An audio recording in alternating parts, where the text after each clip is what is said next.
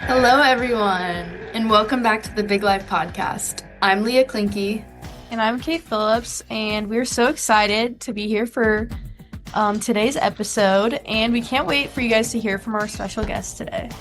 Yes, so Kate, before we talk with our guest, we're going to kind of talk about this last week of games and now going into the tournaments. So we're going to talk more about that, but how did your game go this week?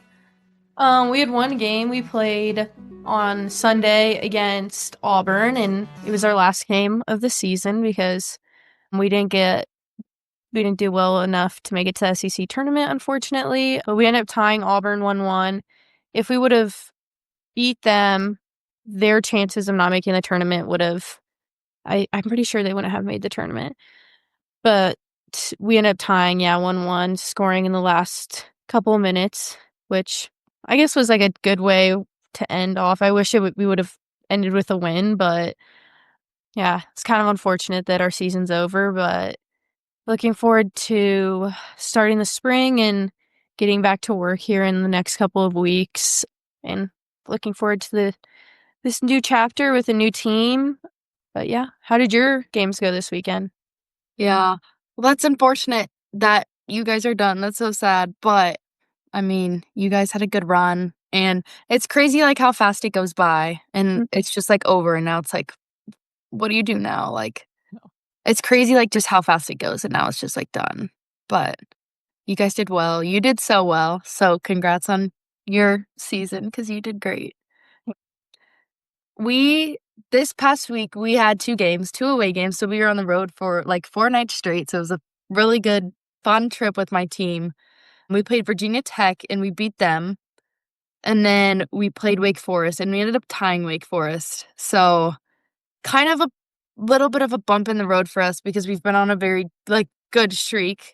But I mean, adversity helps us to learn and grow. So I feel like it was actually good for our team to kind of be humbled a little bit and know that everyone's playing us their hardest and anyone can tie us or beat us. So definitely more hungry this week to just get better and improve from our tie. But Wake is a great team. They're super organized defensively and yeah, very good. So they were able to hang on. We were close to scoring again, but they hung on and they're a great team. So kudos to them. But I mean, we'll get them next time if we play them.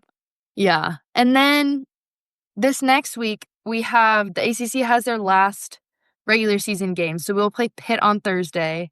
And then right away for us, the ACC tournament starts. So I know that like SEC, Big 10, Big 12, all the tournaments kind of go differently and the amount of teams that make it and like how the seeding works and everything and the timings of the games. But I'll just go over a little bit like how the ACC tournament works for people that know. So for people that want to know. So first off, there's an ACC regular season champion. So we're still fighting for that. So hopefully if we win on Thursday, we'll play Pitt. We'll be ACC regular season champions. And then based on how you do in the regular season, you'll get seeded for the ACC tournament. And the ACC tournament, oh, shoot. I don't even know how many teams make it. 8? No. Because the top 2 teams get byes. There's 6 teams that make it. Yeah, 6 teams. I was like, wait, I don't even know. Yeah, there's 6 teams get byes. Or 6 teams make it to the ACC tournament. If you're either the 1 or the 2 seed, you'll get a bye in the first round, which is going to happen this Sunday at like home site. So whichever team is seed had higher. So fortunately for us, we've already locked in either a 1 or a 2 seed. So we're going to have a bye this weekend, which is nice. So we'll play Thursday. Hopefully we'll beat Pitt. And then we'll get a bye on Sunday. And then we'll be straight into the semifinals of the ACC tournament, which is next Thursday. But then those other 4 teams have to play for the last 2 spots in the ACC semis. But it's sweet because we would already be into the semis. So that's cool for us. I mean, took a lot of hard work in the regular season, but so that'd be great or I guess when we get a bye. And then, we'll play that Thursday. Hopefully we'll win the semis on Thursday. And then the final is in North Carolina on Sunday. So that's how our tournament works. And then afterwards, obviously, if you win any of the tournament titles, you get an automatic bid into the NCAA tournament. But with the ACCs, like, if you make it to the ACC tournament, you'll definitely make it to the NCAAs, and probably a couple other teams will too. So that's exciting, kind of how many teams from our conference get to go to the NCAA tournament normally. On a normal year, it's like probably 7 or 8. But our it's because of our strength of schedule is like super high. I mean, every team is like so freaking good. So it makes sense. But so that's how our tournament works. I know like all the other conferences are different, but Yeah. yeah. What will your guys' week look like? Because you have a week off Thursday to Thursday. Mhm. You guys' I guess I don't know if you even know, but like, what do you think your week will look like going into that semifinal game? Yeah.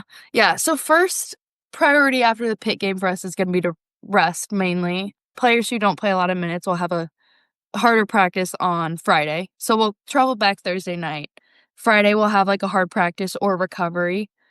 And then it's like different every week for us, but this week we're going to have Saturday, we're going to have a practice. No, Mhm. we're having practice Friday. Saturday, we're having off. Sunday, we're going to have practice. And then Monday, we're going to have off. So a little bit more like downtime and recovery just because we're already so far into the season. So everyone's already fit. Everyone has gotten good experience in game minutes if you play a lot. So everyone's ready. So it's just a lot about like recovery, especially now. Like everyone's legs are tired at the end of the season. People just need breaks. Like injuries are starting to like creep in. Like little things are nagging. So our coaching staff is really good about just giving us rest, like, as much as possible, so that's nice. So, we'll have 2 off days, and then Tuesday, we'll train, Wednesday, we'll train and fly to North Carolina, and then we'll play on Thursday. And then, yeah, hopefully trophy on the line, so hopefully we'll get that trophy. But first, we have to stay in the present, and we're focusing all of our energy on Pitt because we have the opportunity to win a trophy on Thursday if we beat Pitt. So all energy is going into that right now for us. Yeah, that's good. Not looking ahead. I mean, you have Mhm. a lot of season left still. But what is your guys' mindset going into the postseason then? Because I mean, you do have a lot of games left. And I expect you guys to do well, and I think you do too. Kind of what's that mindset gonna be like? Yeah. So definitely we have a lot of expectations for our team. Like we have very high goals for us, but we're all about our coach really drives home the point for us every day of not chasing success. So just staying in the present, focusing on what you can control every day and giving it your all in every training session. He's been big on like attention to detail, like just really focusing and giving your 100% on everything. Like he called us out today in practice because we weren't doing like a simple like passing thing right. And he's like, well, if you're not going to do this right, like we're not preparing for the game right. And like that's going to impact us in the game. So yeah, just focusing on every detail, like, what can we do now? And honestly, we're focusing on the game Thursday, I guess, but it's like today during practice, we're like focusing on today practice. Like, how can we get better today? Like, let's not even think about that game yet. Like, what are we going to do today to get better? So I feel like that's the most important thing, not chasing success and staying in the present moment for us. So that's definitely our mindset because it's easy to get caught up in, oh, like, if we win, then this happens. If we win, like, we might get a 1 seed, like, whatever. Like, well, yeah, but that's like just too many what ifs. Like, you have to actually win a game first for any of that to even happen. So, Yeah. yeah. I think one thing that's interesting about postseason also is that, like, some of these teams, you're gonna be playing for the second time, and then, like, even later, you could be playing a team for the third time. Kind of Yeah. what do you think that looks like? I don't even know, like, scouting a team. Do you even scout a team for the third time? Maybe they're doing some different corner or something, but, I mean, at that point, you already know what the team is gonna do unless they switch formations in Yeah. season or whatever, but Yeah. That's actually crazy that, yeah, you bring this up because I feel like this happens a lot, especially in the ACC. Like, we've played teams, yeah, like 3 times in one season. The first thing is it's hard to beat the same team twice. So, it's easy, like, you play them the first time, you're like, "Oh my gosh, we did great, like, we figured them out, we scored a bunch of goals, whatever." But the second time, like, they're coming after you, and they're ready for whatever you're gonna throw at them, so it's hard to beat a team a second time. We definitely do scout them, and we just kind of go over the same stuff. But yeah, I feel like it's just big to, especially when you're playing multiple or the same team multiple times, like focus more on yourself and like how your team is gonna play versus like everything the other team is doing. But it definitely is hard, especially like all the teams are like so close. It's not like this team is way better than this team. Like everyone is like at an even level. Like on any given day, any team could win. So it's just honestly whichever team brings the most energy and passion and like is the most technically sound and has their game together that day that wins. So Yeah. yeah, it is hard. Like I don't like playing. I'm like I have to play like Florida State 3 times. Like I don't want to do that, but we will. It's just the reality of it though. So yeah, it is what it is. But I like that you said it is hard to beat a team twice, especially like you were saying, like momentum's also huge in soccer and you score a goal and the momentum shifts like mhm. crazy energy, everything. And that's huge. I mean, some goals can be flukes and stuff and during a game and you think, "Oh, our team did this well when we played them," but teams are different later in the season, like, you're fighting for your livelihood, you're fighting for your last minutes of soccer, so you can't really, like, settle on a past score, uh, Yeah, totally. Yes, for sure. on the line. Yeah, I remember my freshman year, we played Florida State at home, and we, like, totally crushed them. We beat them 4-0 at our home, and then we played them in the ACC tournament, and we ended up losing that game. Like, so it's, like, not even the scoreline matters, it's just, like, any team can win, and again, it's hard to beat a team twice, but it's also in these tournaments, like, I forget now there's no ties, so there's gonna be overtimes, there's gonna be penalty shootouts, it's gonna be interesting to watch for sure and to play in, but hopefully we'll just win so we don't need to go into any extra time. It's what makes soccer fun. Yeah, so much fun, yeah. But yeah, no, it'll be interesting.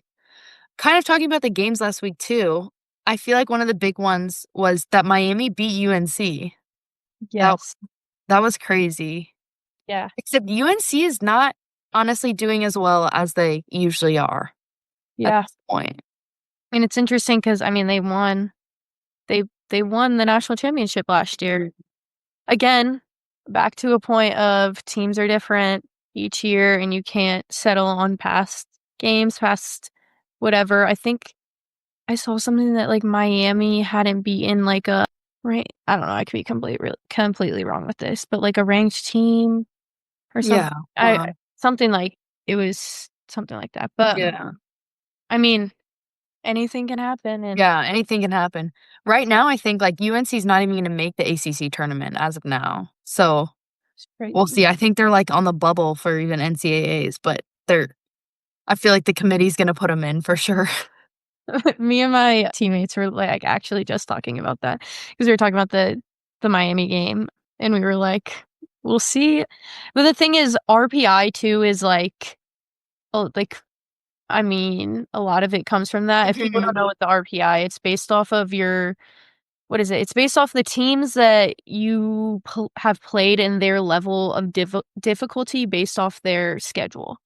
Yeah, Rankings are a lot like Miami, like Memphis. They are ranked number 3, I think, right now. They haven't lost a game, but their RPI is crazy high because they play this is also very interesting. They play so many SEC and ACC ranked teams during their off season, and then really. their Like, before there's non-conference, yeah, non-conference, I see, yeah. during their non-conference, and then during conference, they aren't playing that high of a level of team. Right. Yeah, But they're winning games, and then their RPI just shoots up. I mean, they're a great team. When we played, yeah. they're a very, very good team, but their RPI is crazy high because they won so many games against SEC teams whose RPIs Mhm. whose schedule Right. is hard because you're playing Yeah. games every week. Yeah, yeah. That's kind of I feel like a team like Memphis, like, they're historically good, like, especially in the past few years, like, that's what you have to do. Their coach is kind of, like, very smart for that because Yeah. they wouldn't be ranked as high if they just played, like, lower level teams or, like, their teams in their conference, like, they're non-conference schedule is probably way harder than their actual conference schedule for them. So that really gets their RPI up. And yeah, I mean, if they're able to beat and do good against SEC teams, like they can do good against anyone. So that's smart for them. But it is going to be different, like for them. Like they're probably going to fly through their conference tournament and then win a couple NCAA games, and then they're going to have to replay some SEC or like ACC Big Ten teams. So, Yeah. but they haven't probably played them since like August. So that's Yeah. going to be kind of a shock for them. It's definitely interesting. Like for teams that are middle conferences, not a Power 5 conference, and then they like you're just used to playing a great team every week and it's not the same. But yeah, Yeah, that you bring for up a sure. good point. It'll be Yeah. really interesting. Yeah. It'll be so interesting. Yeah. But we're excited. We have to bring on our guest. So we're really excited. Can't wait for you guys to hear from her. Yes, we can't wait. Let's bring her on. Today we welcome Ellie Walbruch, who is a forward on the BYU women's soccer team. She played her freshman year at UCLA, where she was part of the 2022 national championship team.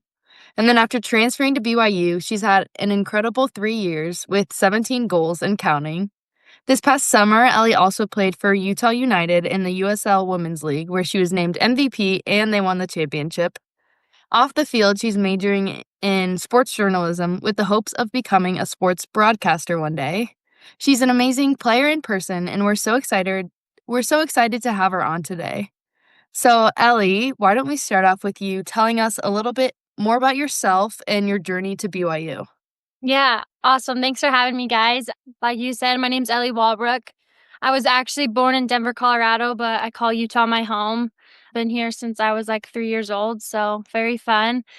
Grew up with a soccer family. My dad played soccer. He's from Germany, so kind of has that background.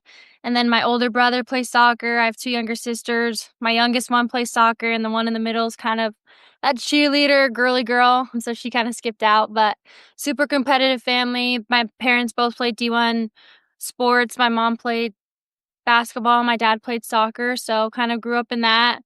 Ended up playing with Real Colorado. My senior year, grew up playing with the Roca, ECNL, all throughout my kind of club soccer, and then decided not to play high school, and I moved to Real Colorado to finish my club soccer there, and then ended up committing to UCLA my freshman year of high school when the rule change was you could commit when you're a freshman in high school. So ended up committing to UCLA. Just felt like that was the best decision for me at the time. And honestly, like I don't regret going there. I learned a lot about myself as a player, as a person. I grew a lot and have a lot of friendships that will last a lifetime. And obviously, you dream about winning national championships as a little girl. So being able to be part of that team was unreal. And then, yeah, I decided to transfer kind of that right after we won the national championship. I think for me, I just kind of looked at it as I kind of wanted more for myself and something at UCLA was missing. And so coming back home to Utah and committing to BYU, where I've known the coaches since I was a little girl, I've known the players, grew up going to like ID camps, summer camps here. So been at BYU and have loved my time here. Love the girls, love my coaching staff. It's also nice being close to home. So yeah, that's a little bit about me. What was the transition like coming to BYU after being at UCLA? Yeah, I mean, I think for me it was super easy. I knew most of the girls because a lot of the girls from BYU are Utah natives. So, like, the soccer world here is super small. So, most people know each other. And, like, I grew up playing with a bunch of the upperclassmen, whether they were on, like, La Roca or Avalanche, ECNL. Like, it's a very close circle. So, coming back, it was a really easy transition. I feel like I just flew right into it and got a role and kind of ran with it. We also saw that your brother does play soccer for BYU. So what's it like having your brother also playing there, like with you? Yeah, it's good. The BYU men's team, they're a club team. So my brother, he played Utah Tech, which is a Division I soccer team in St. George, was like 3 hours, kind of close to Vegas a little bit. So he played there for his first 2 years, and then he transferred here about a year ago, and he's played here. Their club team's amazing. It's also nice to have him close. He just got married, so he's actually expecting a little baby girl in December, so that's kind of fun.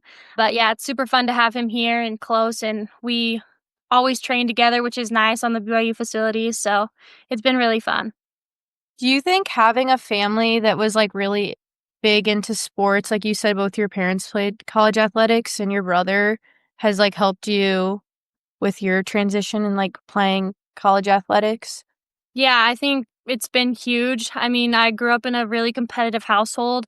So my parents, or whether that being my brother's little sister, have always wanted the best for me. So if we win the game, like they're always telling me like what I could have done more, just really holding to me to a high standard. And I think that's helped me so much in my career, just like holding myself to a high standard so I can compete with the greatest girls in the nation. And yeah, I think growing up for sure has helped me with that.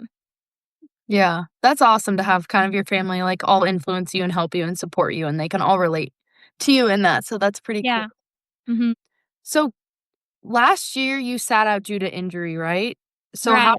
what did you, like, learn from that experience? Like, how did that help you become better this year, and kinda what lessons did you learn from that? Yeah, I mean, you never wish an injury upon anyone, and, like, for me, I've never been injured in my whole life, not even, like, any state stitches or staples, so tearing my ACL is probably the worst one that coulda happened, so that kind of sucked, but for me, I really just trusted in God's plan for me. I'm a big believer in that God has a plan for each and every one of us, and so I might have not liked that, but just really trusting in Him and His plan has made me a better person.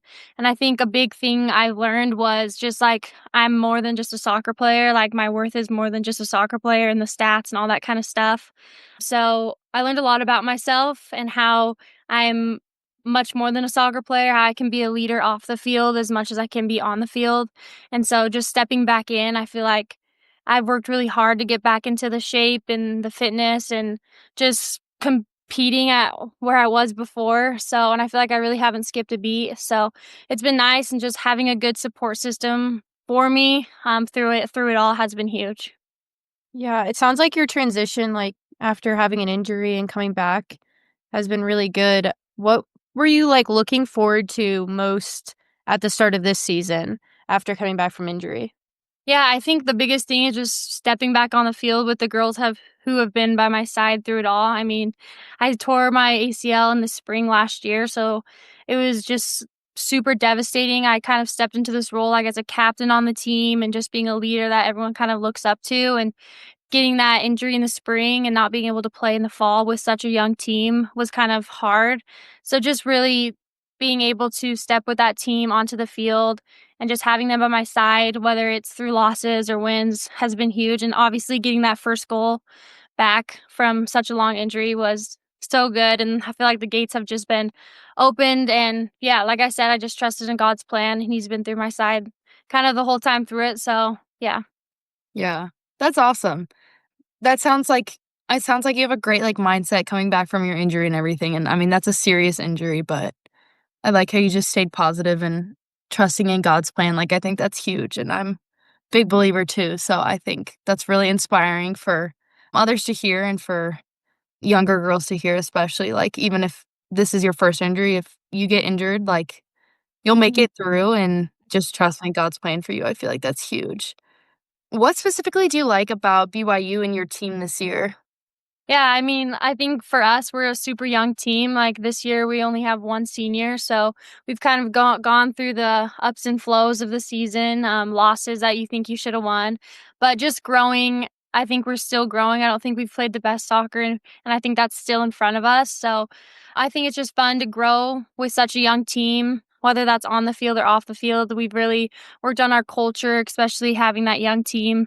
That's what's going to make us win games, is having that strong culture. So building that from the foundation and just working on that has been really fun. And obviously playing for BYU and representing something bigger has been a big part of us. And that's what makes us so special. So it's just fun to step on South Field and know that we're playing for more than just soccer. So I love this team, and it's been a blast this season.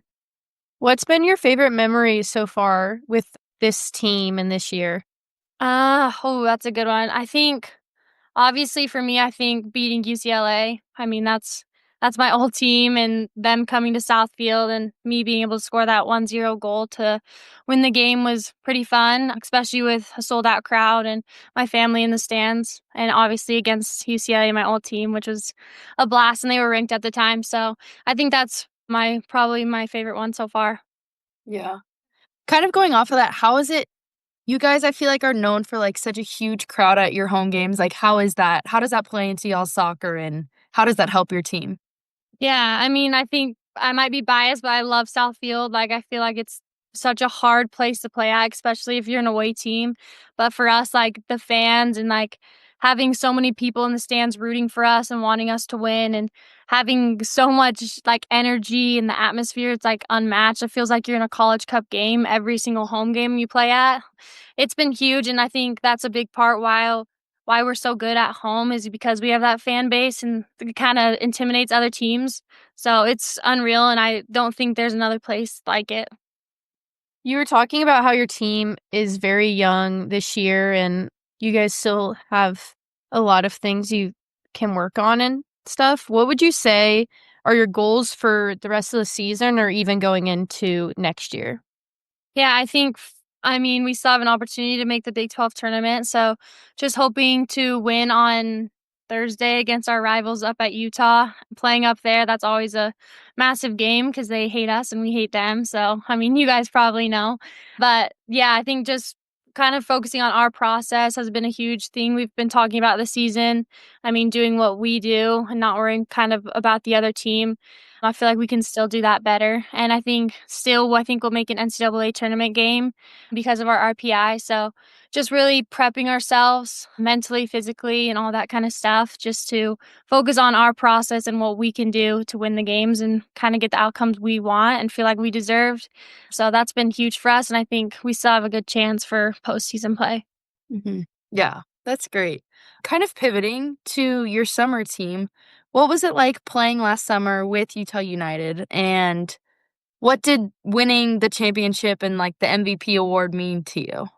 Oh my gosh, playing USL was so much fun because I feel like for us, it was a lot of Utah girls. So it was like a lot of Utah girls from like Utah or Weber State. We had 7 from TCU, just kind of Utah native girls that have kind of grown up enemies, and just being on like one super league team from the state of Utah was so fun. And I think we showed how much talent there is in Utah, and just like I feel like we didn't even like take it seriously. Like I feel like it was just a high school team where you just coming together and we all knew how each other played. Like we really connected, and our chemistry was so good, and it was so easy flowing. So being able to play, and obviously I feel like we killed teams, especially in our league that we had, was really fun. And I think winning that MVP award was just a cherry on top of the whole thing. I mean, that was like kind of my first real games back from my ACL injury. So just being able to be like, oh, I'm kind of the same player I was before my injury was huge for me. And just, I think growing for the fall season, playing with that USL team made me so ready for fall. So I love the USL, and it was so fun, and I can't wait to do it next year. Yeah, playing out in the USL, I also played summer league for a USL team Cool. back home, and it's so fun coming back and playing with like your club teammates. It's so fun. I'm Cool. like, it's unmatched. The energy, it's just so much fun because it's like away from everyone. Yeah, it's cool. Yeah. Yeah. Me too, I played for you I was injured a little bit in the summer, but it's so much fun when I got to play with them too. Yeah. It's a blast. Yeah, good experience. How do you balance being a student while also being an athlete, and what do you do in your free time also outside of soccer and outside of school? Yeah, I think balance is the big thing. I prioritize soccer, but also like academics is a huge part in what I want to accomplish in college, and just really having a set like calendar. Like I'm a big believer in like planners and like planning my day out time by time. So for me, I love to like schedule my practice classes, and then in between I'm doing my homework, staying on top of things. I think the biggest thing is just managing your time as best as you can is the best advice I could give. I feel like it's as you keep going through college, it gets easier and easier as you do it. So yeah, I mean, I feel like it's pretty manageable, which is good. Some things I like to do outside of soccer, I love to travel. I mean, I've been to like 14 countries, so I want to continue to travel. I love to hang out with my friends, shop. I mean, I'm a big shopper, which is probably bad. But yeah, just doing anything outdoors. Utah's really fun. Outdoors, going to the lake, hiking, bunch of those things. But yeah, it's been fun. I love Utah. Yeah. I saw that you're a journalism. What is it? Is it journalism major? Yeah, sports journalism. Yeah. So I'm also a journalism major and want to do something Cool. sports journalism, broadcasting. How do you decide that as your major, and then how have you liked it so far? Yeah, I really decided while I was out with my injury, not having soccer, I was like, what am I going to do with my time? And so I kind of got like these internships with BYU TV. BYU TV has like a big broadcasting, sports kind of broadcasting. So I did an internship with them and just kind of fell in love with the broadcasting side of it. And yeah, I think we have a great resource here at BYU because their broadcasting is so amazing. So just try to get in with all those people to kind of get my name out there. And then there's this guy named Greg Rubel. He's like does all of our like he's called the voice of the Cougar, so he does like all the football games, basketball games, and just kind of got with him and I'm doing an internship with him. And so I just kind of fell in love with that outside of soccer, and I hope to be like a sports broadcaster or like a sideline reporter after hopefully my professional days. So yeah, I don't know. I think that's a big blessing in my ACL recovery is just kind of falling in with something else besides the soccer. Mhm. Yeah, kind of going off of that, like, you kind of mentioned it, but what are you planning for after college? What are your plans? Yeah, I want to play professionally, whether that's in NWSL or overseas. I don't really know yet, wherever life takes me, but I think that obviously I want to be a sports broadcaster after. And then having a family, being a mom is up there as well, but that's way, way, way past. But yeah, I think that's a good plan and just hopefully to play professional after my last year next year. Well, thank you so much for coming on, Ellie. We really appreciate you taking your time talking to us, and we wish you the best of luck with the rest of your season. Thank Yes, you guys. good luck. Yeah. Thanks, you too. Appreciate it. It was really good having Ellie on. I think we learned a lot about, the transfer process, talking about injuries, and coming back from that. And obviously, she's killing it this season and over the summer as well. So I think she's a lot to look forward to this year and next year. BYU still has a chance in the tournament. So looking forward to see how they do in Ellie with the rest of the season. My biggest takeaway from what she talked about was something I think is pretty interesting that athletes have a chance of doing is she talked about doing an internship through BYU athletics when she was hurt. And that's something that I think a lot of people, like a lot of athletes have a hard time finding internships and stuff just with time. And I've talked about this a little bit over the summer. It's hard finding an internship just because a lot of our time is to soccer and we have to be at school early and everything, and it's easy to kind of put that on a back burner, but she took advantage of having such a good broadcasting just program at BYU and being able to do an internship through them. I think that's huge, especially with wanting to go into that outside of when she's done with soccer. Mhm. Yeah. Right, kind of going off of that, I really liked how she, yeah, talks about her internships, and then she also just talked about the overall, like, balance that you have to have, in which we've mentioned, like, a lot before, like, it's not just about soccer, and it's not just about school and soccer. There's more to that. I really like how she talked about, like, all her hobbies and what she likes doing for fun, hanging out with friends, going shopping, like, going hiking. I just feel like that's so important to not tie up your identity in soccer or school, and just it's important to be well balanced for sure, just so that you can live happily too and not be so stressed out, and yeah, just have a good overall balance for things. So Yeah. that I was my think she biggest. also was it like what you're saying with the balance too, when it came to like her injury, she seemed to be having like such a great mindset just because of that and like Mhm. figuring out her role on the team, which is very hard in an injury, even as like a captain and everything.